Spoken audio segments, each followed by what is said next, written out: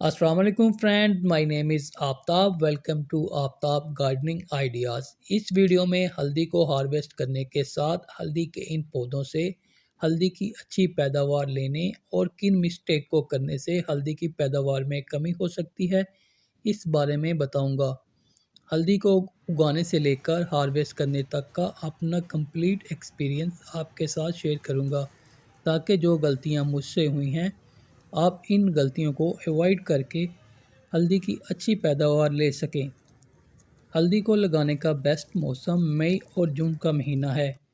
हल्दी को उगाने के लिए पॉट का साइज़ कम से कम 18 बाई 12 इंच होना चाहिए।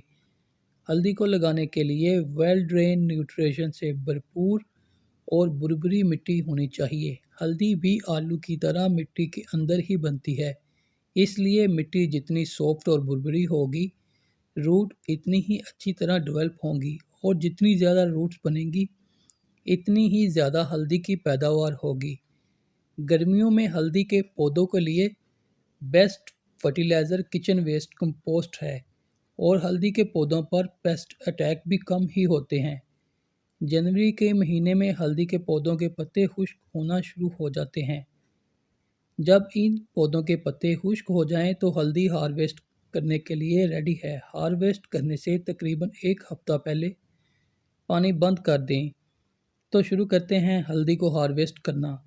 हल्दी को हार्वेस्ट करने के साथ साथ मैं आपको मोस्ट इम्पॉर्टेंट इन्फॉर्मेशन भी बताता जाऊंगा, जिनको आप फॉलो करके अपने घर में बहुत आसानी के साथ हल्दी उगा सकते हैं और अपने घर में उगाई हुई ऑर्गेनिक हल्दी से ही अपने घर की ज़रूरियात पूरी कर सकते हैं। मैंने इन दो पॉट्स में हल्दी के तीन तीन पौधे लगाए थे और इन दोनों पॉट्स का साइज़ भी मुख्तलिफ है और छोटे साइज़ के पॉट में हल्दी की पैदावार बहुत अच्छी रही और इस पॉट के साइज़ से डबल बड़े पॉट में हल्दी की पैदावार बहुत कम हुई। ऐसा क्यों हुआ और कौन सी गलतियां होने से इसकी पैदावार कम हुई, ये सब वजूहात आपके साथ आगे चलकर शेयर करता हूँ। सबसे पहले तो इस छोटे से पॉट में हल्दी की जो इतनी अच्छी हार्वेस्टिंग मिली है, इसके जो रीज़न हैं पहले तो ये आपके साथ शेयर करता हूँ, ताकि आप मोटिवेट हों और अपने घर में ऑर्गेनिक वेजिटेबल ग्रो करें। से माशाल्लाह आप देख सकते हैं इस छोटे से पॉट में कितनी अच्छी हल्दी की पैदावार हुई है।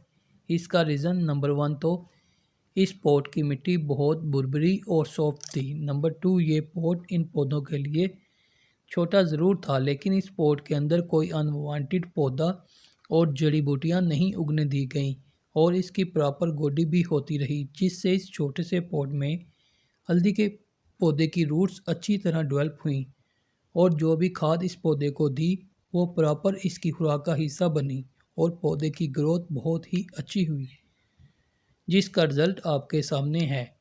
और दूसरी तरफ इस पॉट का साइज़ भी डबल था और इस पॉट में भी 3 ही पौधे लगाए गए थे, लेकिन कुदरती तौर पर इसमें 2 नए पौधे निकल आए, जिसमें एक कीकर और दूसरा कचरी, जिसको पंजाबी में चिबड़ कहते हैं, इसका पौधा निकल आया, जो इस पौधे के हिस्से की खुराक भी इस्तेमाल करते रहे।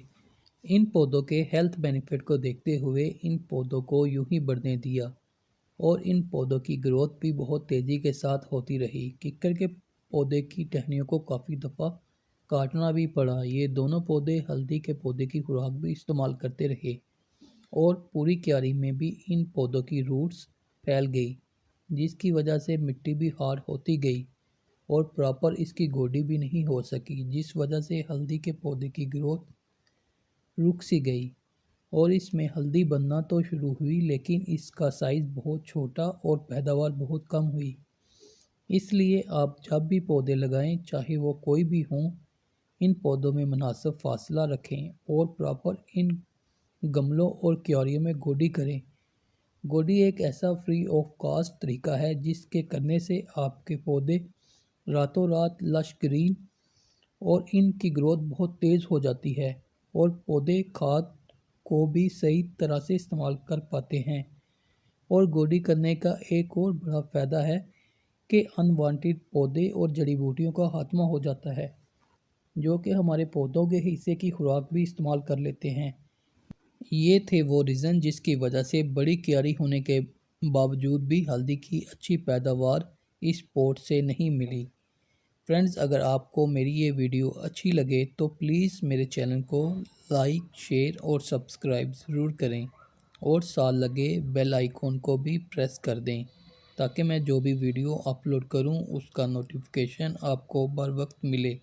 ओके फ्रेंड, अल्लाह हाफिज़। अपनी दुआओं में याद रखिएगा।